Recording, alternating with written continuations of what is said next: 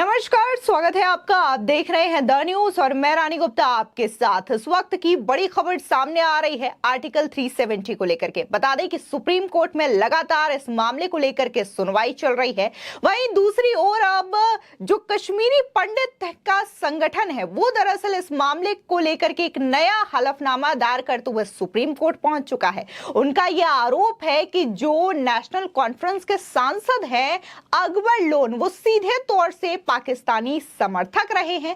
हर बार उन्होंने पाकिस्तान के फेवर में बात कही है। ऐसे में जब वो आर्टिकल 370 को निरस्त करने वाली याचिका दायर करते हैं तो इससे उनका पाकिस्तानी प्रेम जो है और भी ज्यादा झलकता है। यानी कि सीधे तौर पर यहां पर पाकिस्तानी एजेंट होने का आरोप अकबर लोन पर लगाया जा रहा है। वहीं दूसरी ओर अगर हम बात आर्टिकल 370 को लेकर के निरस्त करने वाले की याचिका के खिलाफ पैरवी की बात करें तो यहां पर कपिल सिब्बल जो है इसकी पैरवी करते हुए नजर आ रहे हैं। ऐसे में न सिर्फ अकबर लोन को लेकर के बड़ा सवाल उठ रहा है बल्कि इस केस की पैरवी करने वाले कपिल सिब्बल को भी लेकर के बड़ा सवाल उठाया जा रहा है। आपको बता दें कि कपिल सिब्बल भी जो है हमेशा से ही जम्मू कश्मीर और भारत के खिलाफ कई तरीके की बयानबाजी करते रहे हैं, जिसकी वजह से उन्हें पाकिस्तान में काफी ज्यादा पसंद किया जाता है। पाकिस्तान के न्यूज़पेपर्स और टीवी चैनल्स में कपिल सिब्बल को ज्यादा तवज्जो भी दी जाती है। ऐसे में ये सवाल उठ रहे हैं कि पहले कांग्रेस की ओर से और अब इंडिया अलायंस की ओर से कपिल सिब्बल जो है ऐसे लोगों को हमेशा ही साथ देते हैं जो कि भारत के खिलाफ बातें करते हैं, चाहे फिर वो अकबर लोन क्यों ना हो। आपको बता दें कि 2019 में जम्मू कश्मीर से आर्टिकल 370 को निरस्त किया गया। इसके बाद से लगातार सियासत हो रही है, चाहे फिर वो फारूक अब्दुल्ला हो, महबूबा मुफ्ती हो, इस चीज को लेकर के सवाल उठा रहे हैं। लेकिन ये चीज किसी से छिपी नहीं है कि जब से वहां पर आर्टिकल 370 को निरस्त किया गया है वहां की जो तस्वीर है वो बदल रही है। फिर चाहे वो लाल चौक पर तिरंगा हो या फिर तिरंगा यात्रा हो या फिर वहां पर जो कश्मीरी युवक हैं वो ज्यादातर डेवलपमेंट के कामों को लेकर के दिलचस्पी दिखाते हैं और वहां पर टूरिज्म भी ज्यादा बढ़ रहा है। लेकिन इसके बावजूद वहां पर सियासत करने वाले कुछ ऐसे लोग हैं जो कि लगातार आर्टिकल 370 को लेकर के सवाल उठाते रहे हैं। बता दें कि जम्मू कश्मीर के विभाजन और वहां विशेष दर्जा देने वाले अनुच्छेद 370 के प्रावधान शिथिल करने के मामले में नया हलफनामा दाखिल कर रूट इन कश्मीर संगठन सुप्रीम कोर्ट पहुंचा हुआ है। इस मामले में जब सुनवाई काफी आगे बढ़ चुकी है तब इस अर्जी के याचिकाकर्ता ने नेशनल कॉन्फ्रेंस सांसद मोहम्मद अकबर लोन की निष्ठा और नीयत पर सवाल उठाते हुए लोन पर पाकिस्तान समर्थित होने का बड़ा आरोप लगा दिया है। याचिका में अकबर लोन पर सार्वजनिक तौर पर पाकिस्तान जिंदाबाद के नारे लगाने का भी जिक्र किया गया है। बता दें कि सुप्रीम कोर्ट में अतिरिक्त हलफनामा दाखिल कर सुप्रीम कोर्ट से हलफनामे को मंजूर करने की गुहार लगाई गई है। कश्मीरी पंडित के संगठन रूट इन कश्मीर की ओर से अमित रैना ने दाखिल अर्जी में यह कहा गया है कि अनुच्छेद 370 को निरस्त करने के खिलाफ याचिका दाखिल करने वाले मोहम्मद अकबर लोन को जम्मू कश्मीर में सक्रिय अलगाववादी ताकतों के समर्थक के रूप में जाना जाता है। लोन पाकिस्तान का समर्थन करते रहते हैं। जम्मू कश्मीर नेशनल कॉन्फ्रेंस के सांसद सदस्य भी हैं।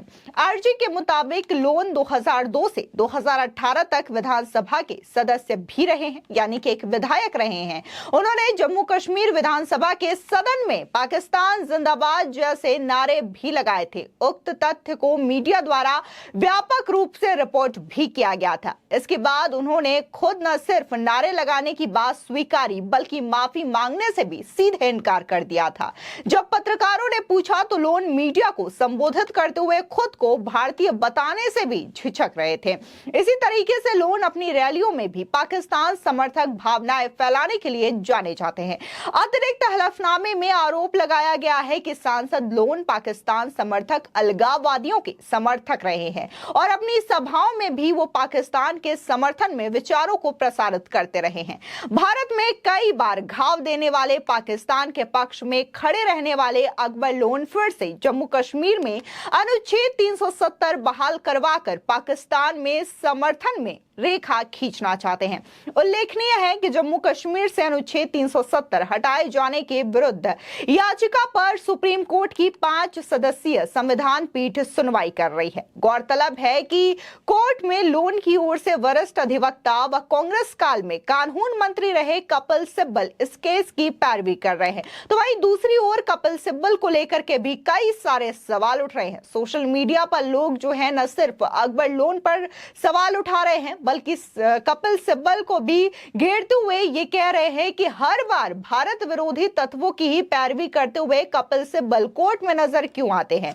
न सिर्फ कोर्ट में वो उनकी पैरवी करते हैं बल्कि बाहर भी मीडिया के सामने भारत के खिलाफ ही बयानबाजी करते हुए नजर आते हैं। आपको याद होगा कि जब अनुच्छेद 370 को लेकर के सुनवाई चल रही थी तब कपिल सिब्बल ने डीवाई चंद्रचूड़ जो कि चीफ जस्टिस ऑफ इंडिया हैं उनसे यह भी कहा था कि जनमत संग्रह के आधार पर यह फैसला किया जाना चाहिए कि आर्टिकल 370 वहां पर बहाल होना चाहिए या निरस्त होना चाहिए। साथ ही जो कश्मीरी पंडितों के द्वारा अर्जी दायर की गई है उसमें यह भी कहा गया है कि इस मामले में संविधान पीठ के समक्ष 2 राजनीतिक दल हैं। नेशनल कॉन्फ्रेंस का प्रतिनिधित्व लोन और अन्य संसद सदस्य कर रहे हैं और पीपुल्स डेमोक्रेटिक पार्टी यानी कि पीडीपी का प्रतिनिधित्व इसकी अध्यक्ष महबूबा मुफ्ती कर रही हैं। बता दें कि जम्मू कश्मीर में उक्त दोनों मुख्य धारा की पार्टियों ने खुले तौर पर अनुच्छेद 370 का समर्थन किया है और किसी भी ऐसे अभ्यास का जोरदार विरोध किया है जो कि पूरे संविधान को जम्मू कश्मीर के सभी लोगों पर लागू होता है।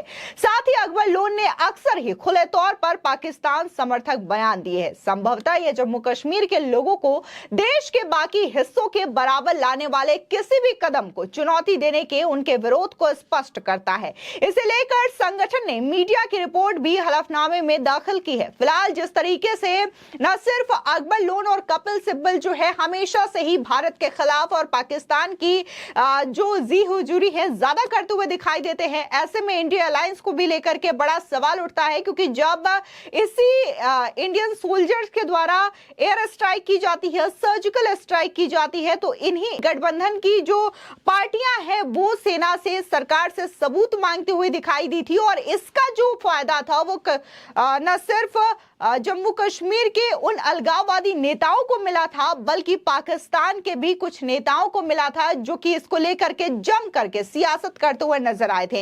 ऐसे में सवाल ये उठता है कि आखिर इंडिया अलायंस जो कि एक तरफ इंडिया को जोड़ने की बात करती हो और ये कहती है कि आप हमें वोट दें क्योंकि इंडिया जो है टुकड़ों में विभाजित हो गया है। कभी ये कहते हैं कि चीन जो है वो पूरी तरीके से भारत के लद्दाख को कब्जा जा रहा है, लेकिन दूसरी ओर आर्टिकल 370 को लेकर के इस तरीके से बयानबाजी करते हैं तो ये इंडियन एयरलाइंस को भी लेकर के बड़ा सवाल उठाता है और जनता भी अब जो है इस तरीके की जो राजनीतिक लोग हैं और राजनीतिक बयानबाजी है उन पर विश्वास नहीं कर पा रहे हैं। फिलहाल जिस तरीके से सुप्रीम कोर्ट में यह मामला चल रहा है, पहले इस मामले को लेकर के कई सारी याचिकाएं दायर की गई थी और यह कहा गया था कि इसको निरस्त कर देना चाहिए, लेकिन धीरे धीरे एक एक करके याचिकाकर्ताओं के नाम सामने आ रहे हैं और उनके वो अतीत भी सामने आ रहे हैं कि आखिर ये लोग जो हैं हमेशा से ही पाकिस्तान के समर्थन में बातें करते रहे हैं, जिसकी वजह से आर्टिकल 370 वहां से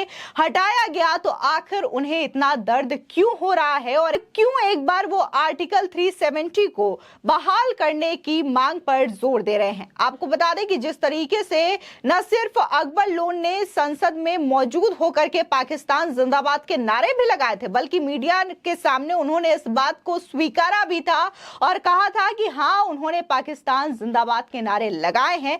न सिर्फ इस बात को कबूल किया था बल्कि उन्होंने इस बात के लिए माफी मांगने से भी इनकार कर दिया था और खुद को भारतीय होने में भी वो शर्मिंदगी महसूस कर रहे थे। कहीं ना कहीं ये चीजें जो है सर्जिकल स्ट्राइक और एयर स्ट्राइक से कई बार ज्यादा देखने को मिली है और इस तरीके के जो चेहरे हैं वो एक बार उजागर होते हुए नजर आ रहे हैं जो कि खासकर भारत में रहते हुए पाकिस्तान पाकिस्तान का समर्थन करते रहते हैं। हाल ही में कई सारे नेता जो हैं वो पाकिस्तान के फेवर में जमकर बयानबाजी करते हुए नजर आते हैं। अभी हाल ही में जब तिरंगा यात्रा जम्मू कश्मीर में निकाली गई थी और इस चीज को लेकर के काफी ज्यादा तारीफ हो रही थी और कहा जा रहा था कि जम्मू कश्मीर का वो लाल चौक जहां पर पाकिस्तान के झंडे लहराया करते थे, आज वो पूरी तरीके से तिरंगे के रंग में रंग चुका है। तो इस चीज को लेकर के बयानबाजी करते हुए फारूक अब्दुल्ला ये कहते हैं कि ये सिर्फ और सिर्फ तमाशा है, ड्रामेबाजी है। इस तरीके के रवैये से कोई शांति नहीं होने वाली, बल्कि जब तक पाकिस्तान से बात नहीं होगी तब तक जम्मू कश्मीर के मसले पर कोई शांति नहीं होने वाली। यानी कि फारूक अब्दुल्ला हो या फिर महबूबा मुफ्ती हो, हर बार उन्होंने पाकिस्तान से बात करने का, उनसे सुझाव और समर्थन की बात कही है, जो कि साफ तौर से उनके इस पाकिस्तानी प्रेम को दिखाता है। फिलहाल इस खबर को लेकर के आपकी क्या राय है, हमारे कमेंट सेक्शन में जरूर बताएं। आगे की और भी अपडेट के लिए चैनल को सब्सक्राइब करना ना भूलें।